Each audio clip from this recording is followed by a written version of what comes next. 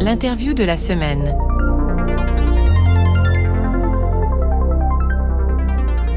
GreenHub est une start-up spécialisée dans la location et la recharge de véhicules utilitaires électriques. En fait, l'entreprise apporte toute une palette de services aux petites sociétés de livraison du dernier kilomètre qui décident d'électrifier leur flotte. Pour en parler, je reçois Kamel Fekar, son fondateur et CEO. Bonjour Kamel Fekar. Bonjour. Vous êtes le fondateur et CEO de GreenHub, une start-up spécialisée dans la location et la recharge de véhicules utilitaires électriques. Pouvez-vous nous présenter GreenHub en quelques mots ? Alors nous en fait on accompagne les entreprises qui ont un besoin de passer du thermique à l'électrique, plus particulièrement les livreurs du dernier kilomètre. Donc on a un centre qui leur permet de venir se recharger de manière très intelligente à moindre coût, et on leur propose de la location de véhicules aussi pour ceux qui n'ont pas forcément les moyens de s'offrir un véhicule électrique. Donc l'idée c'est de les accompagner dans leur transition, les coacher chaque jour dans la conduite des véhicules électriques et de faire en sorte qu'ils y arrivent. Et voilà.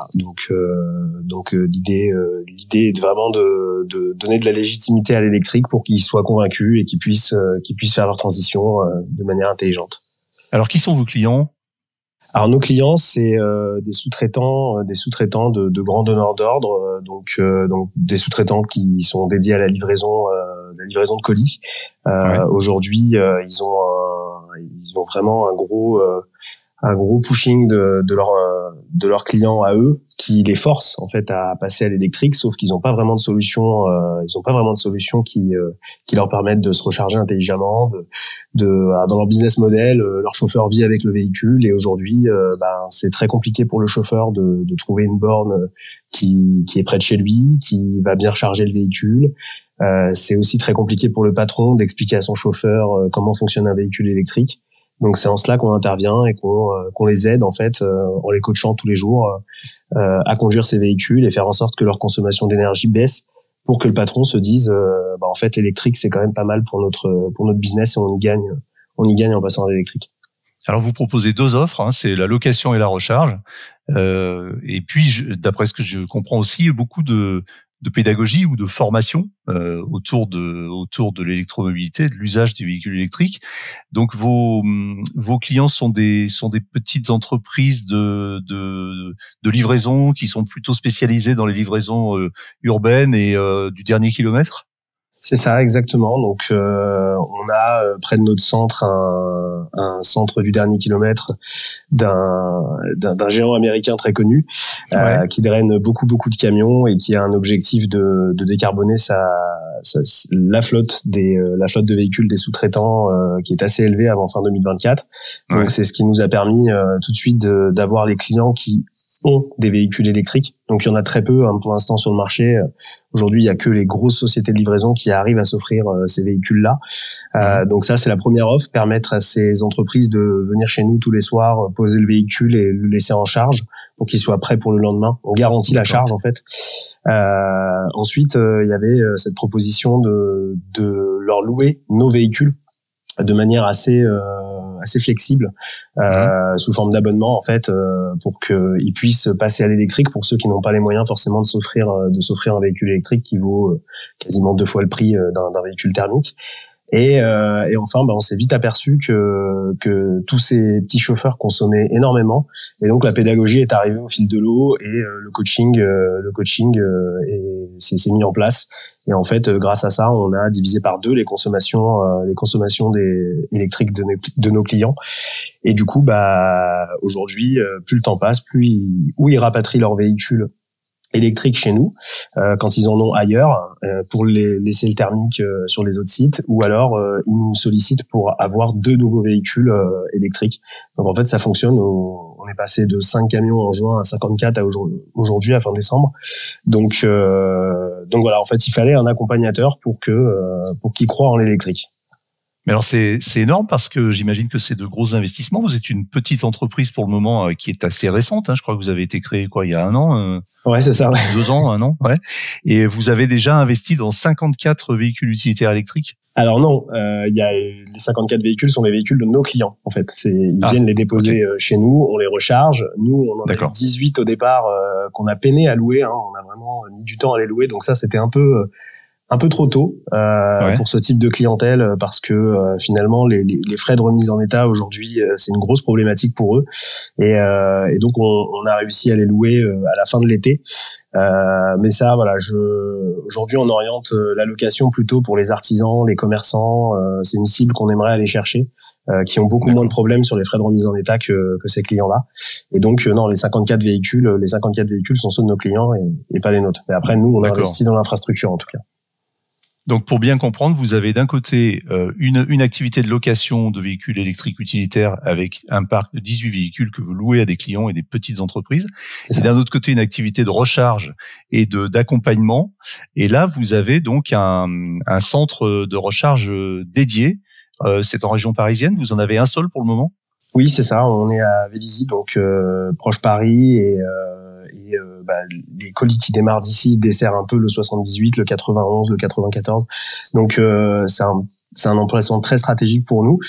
Et oui, donc à l'intérieur, on est dans un très grand hangar qui fait 3000 mètres carrés et à l'intérieur, on a des bornes un peu partout qui sont gérées à distance et qui nous permettent d'assurer la bonne recharge du véhicule durant la nuit parce que en fait, on n'a pas besoin de la recharger la journée et la journée, il travaille. Donc voilà. Et l'idée du coaching était de faire en sorte que ces livreurs consomment moins pour pouvoir accueillir plus de clients avec seulement 20 bornes. Voilà. Donc c'est pour ça que le coaching a été obligatoire finalement. Vous avez déjà pu analyser un peu vos données et vous savez par exemple combien de kilomètres un chauffeur fait en moyenne dans une journée ? Oui, il fait une 40aine de kilomètres. Pas plus. Le maillage en fait, du donneur d'ordre est tellement bien fait que sur toute la France que la livraison du dernier kilomètre en fait elle est pas très longue. Il y en a certains qui vont aller chercher 50 kilomètres mais du coup c'est comme ça qu'on arrive à créer le roulement sur 3 jours. C'est-à-dire que le véhicule en fait revient tous les 3 jours se charger chez nous parce que globalement nos véhicules et les leurs ils ont 350 kilomètres d'autonomie quand ils sont chargés à fond. Donc nous on les recharge que quand ils sont à moitié pour qu'ils soient prêts pour le lendemain et l'idée c'est de revoir ce véhicule tous les 3 jours. Donc c'est comme ça qu'on a pu tout de suite voir qui étaient les bons et qui étaient les mauvais parce qu'on a certains chauffeurs qui vont même tirer jusqu'à 5 jours et dès qu'on en a un mauvais on va vraiment faire la fixette dessus pour faire en sorte qu'il baisse plutôt sa consommation. D'accord. Et donc vous avez combien de bornes dans votre dépôt ? On a 20 bornes. 20 bornes, c'est quoi ? C'est du 22 kilowatts, 22 kilowatts AC. Et voilà, ça suffit largement. Oui, on n'a pas réellement besoin de superchargeurs chez nous parce que les véhicules ont totalement le temps de changer dans la nuit. On fait même des roulements dans la nuit, en fait, on les bouge. Et c'est du libre service ou vous avez quelqu'un qui accueille les chauffeurs pour faire les recharges ? Non, on est là jusqu'au soir, jusqu'à très tard parce qu'ils finissent plutôt tard le soir. Donc non, on est toujours là pour. Alors eux se branchent et s'en vont. On n'a aucune intervention là-dessus. Et ensuite nous, à partir du moment où les heures creuses commencent, on lance les charges à distance. Voilà. D'accord. Est-ce que les clients voient un avantage à louer ou en tout cas à utiliser des véhicules électriques en dehors de la contrainte législative et réglementaire ? Est-ce que naturellement, quels sont leurs retours ? Ils sont contents de rouler, de livrer en voiture électrique ou en VU électrique, ou est-ce que c'est une contrainte pour eux ? Alors au début c'était une contrainte parce que je parle des chauffeurs. Les chauffeurs, leur vision du métier c'est un peu d'avoir un véhicule de fonction avec lequel ils peuvent rouler la semaine, le week-end, le soir. Et donc venir le déposer et plus avoir de voiture de fonction c'était un peu compliqué pour eux. Et puis au fur et à mesure en fait en leur expliquant comment ça marche, ça a un petit peu changé. Et il y en a certains aujourd'hui qui préfèrent être en électrique. Les patrons ça c'est sûr, ils préfèrent que leurs chauffeurs soient en électrique parce que le coût de du carburant aujourd'hui est énorme et le fait de devoir déposer le véhicule ici, bah forcément fait baisser la consommation qui a pas lieu d'être quand le chauffeur utilise le véhicule à titre perso, quoi. Donc, alors vous avez fait un pari en fait quand vous avez créé cette entreprise, c'est de dire finalement les grandes entreprises de logistique vont sous-traiter la charge de leur véhicule électrique. Oui, c'est ça. Nous, on vient se poser entre le donneur d'ordre, le sous-traitant et voilà, parce que dans la nature, il y arrivait pas. Donc, il faisait très vite marche arrière, en fait. Il y en a certains qui ont fait de très gros investissements et qui sont aujourd'hui un peu bloqués. Et donc, ils repartaient sur du thermique il y a à peine un an. Et là, bah, aujourd'hui, nos clients, c'est pas le cas, quoi. On nous demande, on nous sollicite de les accompagner ailleurs en France pour refaire le même concept. Donc, en fait, il suffisait juste de leur montrer comment ça marche pour qu'ils y croient. Et comment vous prévoyez de vous développer? Parce que là, donc, vous avez un dépôt en région parisienne. Vous envisagez d'en créer d'autres et puis après de vous développer, vous déployer en province? Oui. Ouais, alors la priorité, c'est les villes qui forcent sur la ZFE. Donc aujourd'hui, c'est Paris, Lyon, Grenoble. Ces 3 villes-là, c'est vraiment une priorité pour nous. Pour y arriver, on va devoir passer par une levée de fonds qu'on est en train de préparer. Et voilà. Ensuite, en fait, la priorité, c'est de trouver du foncier, avec beaucoup d'électricité, parce que c'est pas rien d'avoir 20 bornes en 22 kilowatts. C'est souvent des friches industrielles où ça peut pas être un champ de patates où on met des bornes, quoi. Et ensuite, toujours en fait dupliquer ce cahier des charges qu'on a créé ici pour pouvoir refaire la même chose ailleurs, quoi. Et pas forcément avec ce donneur d'ordre, mais avec tout le monde. Parce que je suis convaincu d'une chose, c'est que demain, l'artisan, le commerçant, il investira pas dans un camion à 60 000 euros pour aller ponctuellement dans la ZFE, quoi.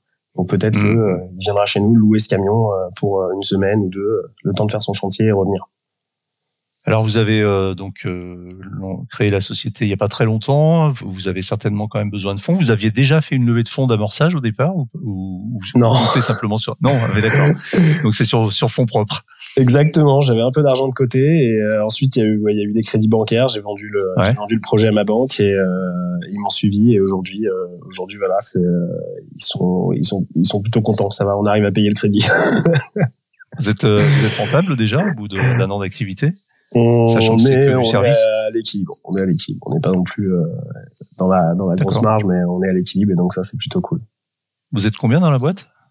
On est 2 en opérationnel et après on a 3 personnes derrière, une personne pour la finance, une personne pour l'informatique, parce qu'on a développé aussi une application qu'on est en train de faire et une personne pour le marketing.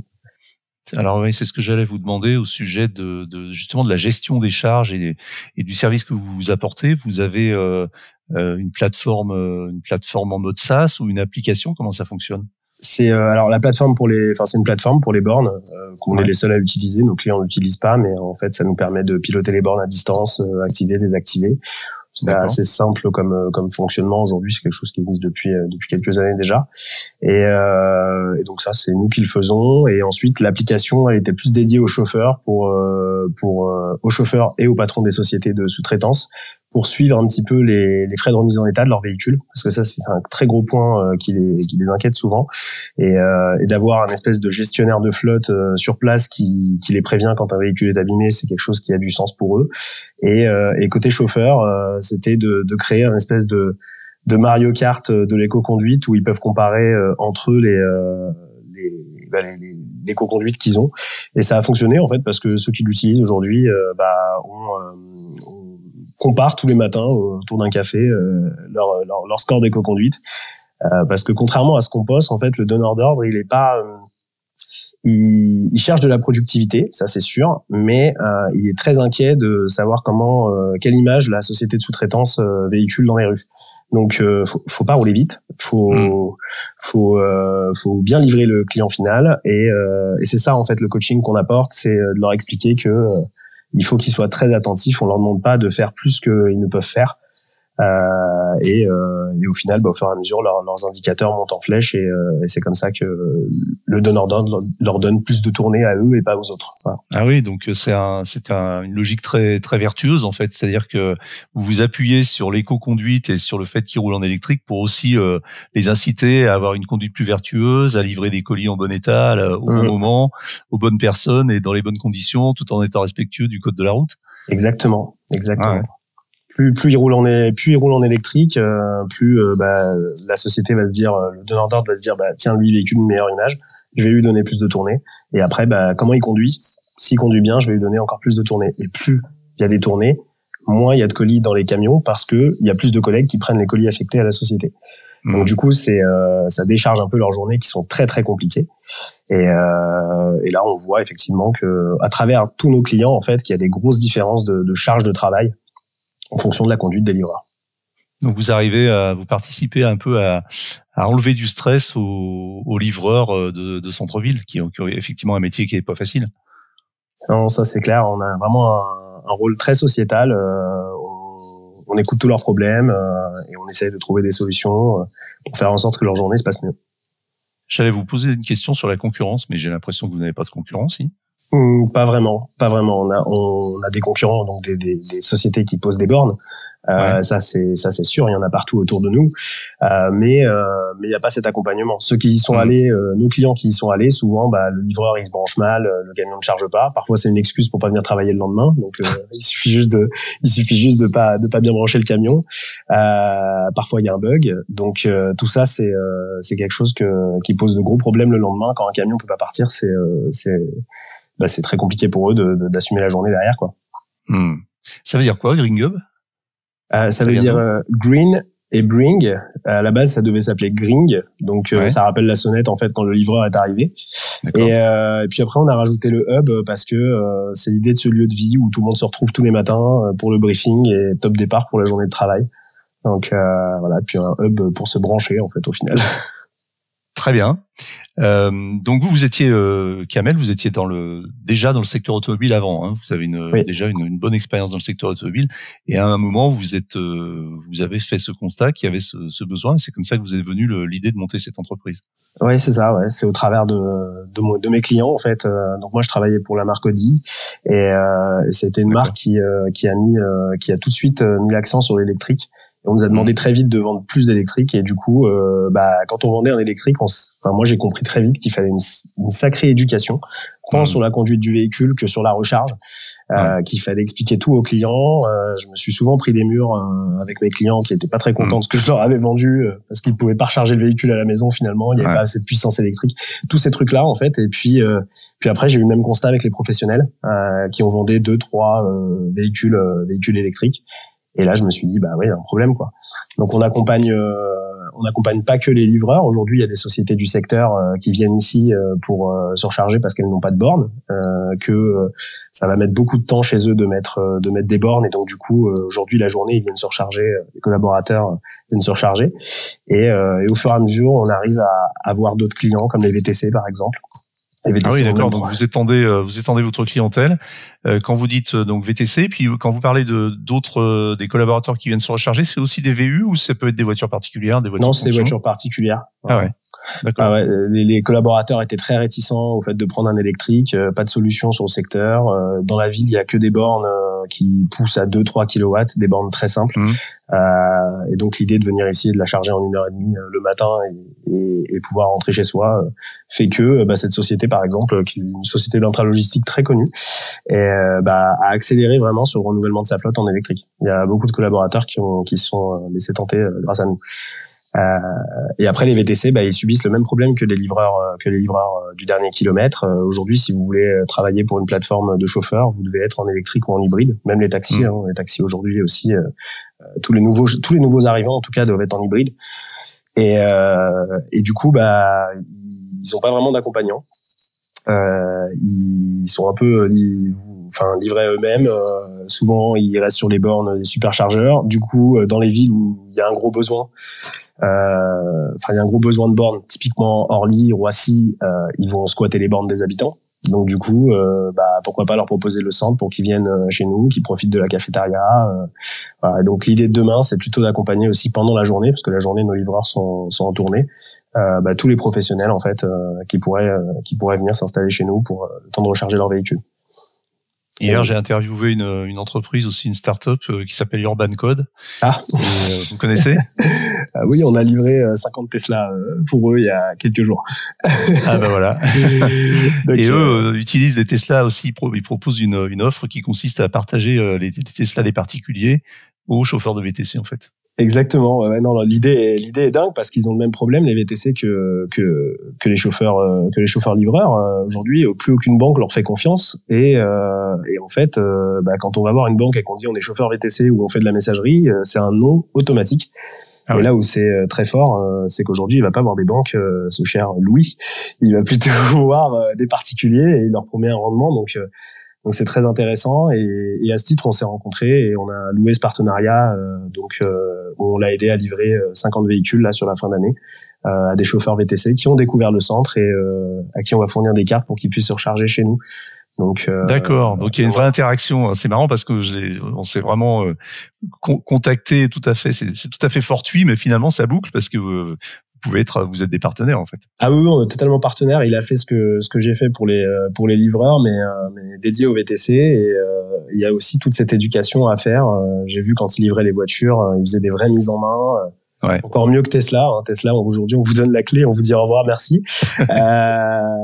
Et peut-être même pas merci, mais lui, ses collaborateurs faisaient une vraie mise en main et les chauffeurs partaient avec le sourire jusqu'aux oreilles et voilà. Donc une vraie synergie dans nos deux projets en tout cas. Et d'ailleurs, ça me ramène au sujet de la levée de fonds parce que je crois qu'on en a parlé aussi un petit peu avec eux.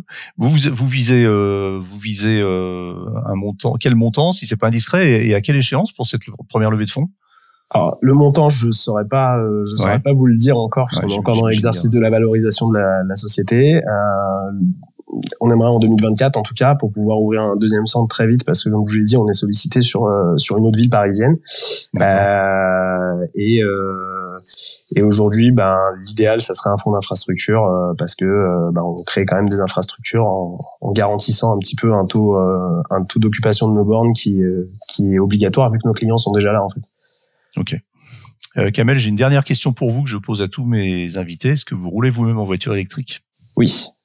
Et voilà, c'est clair et c'est net. Très bien. Mais écoutez, je vous remercie beaucoup. Je rappelle, Kamel Fekar, que vous êtes fondateur et CEO de GreenGob, une start-up spécialisée dans la location et la recharge de véhicules utilitaires électriques. Merci beaucoup. Merci Eric. Au revoir. Au revoir. Voilà, c'est terminé pour aujourd'hui, mais l'actualité de la voiture électrique ne s'arrête jamais. Retrouvez-la heure par heure sur automobilepropre.com. Pensez bien à vous abonner via votre plateforme préférée afin de ne rater aucun épisode. Et n'oubliez pas de noter le podcast sur les plateformes, c'est le meilleur moyen de nous soutenir et de nous faire connaître. N'hésitez pas également à nous faire vos retours, remarques, questions, suggestions à l'adresse podcast@automobilepropre.com. Quant à nous, nous vous disons à la semaine prochaine pour un nouveau numéro du podcast. Salut!